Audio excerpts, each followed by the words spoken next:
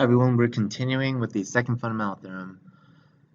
So let's jump right into it. We're given what looks to be a little bit more complicated problem, and we want to know where our graph of f is decreasing. Okay, well, to know increasing and decreasing, I need the first derivative. So I need to differentiate. And I mean, if you ever see one of your bounds being a variable, it's a pretty good indication you're going to have to differentiate that at some point. So I need to find f prime of x. And because this is just a variable, I can just plug it in. Okay, so I get x plus 2, I get x minus 3 squared. Okay, well, let's do a number line. So I got critical points at -2 and +3. Okay, well, we can test. So if I plug in a number smaller than -2, I end up with a negative number, because this is always going to be positive, guys. Okay, this is always going to be positive, so I'm really only worrying about this. If I plug in a number smaller than -2, like -3, I get a negative number. If I plug in a number in between, you can probably guess what happens. Or you can look at the multiplicity. Okay, the multiplicity on x plus 2 is odd, so I know I'm going to pass through -2, it'll be positive here. The multiplicity here is even, I know it's going to bounce, so I know it's also going to be positive there. Okay? If you don't remember multiplicity, you can ask me in class. So I want to know where I'm decreasing, that's where I'm negative, so I know I'm decreasing from -infinity to -2. Okay, and again, what we did is we established where f prime is less than 0. Yeah, that's what we did. Alright, this is kind of a weird problem, but it's cool. Alright, suppose we're given this situation. I have a function here on this side, and I have an integral here on this side. I want to know what f of x is. Well, to figure out what f of x is, if I differentiate both sides, I will end up with f of x right here. Alright, so let's take the derivative. I get 6x on the left, and I get f of x on the right. Easy enough, right? And next, they want me to actually find the value of c, which is kind of a weird question, but definitely doable.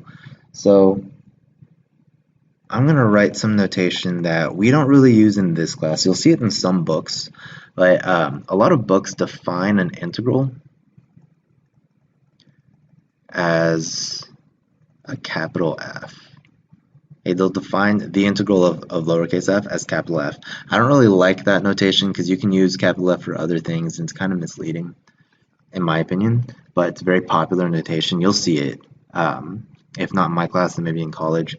So just bear in mind that that's what that means. You shouldn't see it on the AP test, but just bear in mind that that's what that means. Okay, if they give you that, they could give you that. I take that back. They could give you that in a word problem or something on the AP test, but if you do not write it like that on the AP test, you won't be kind of wrong.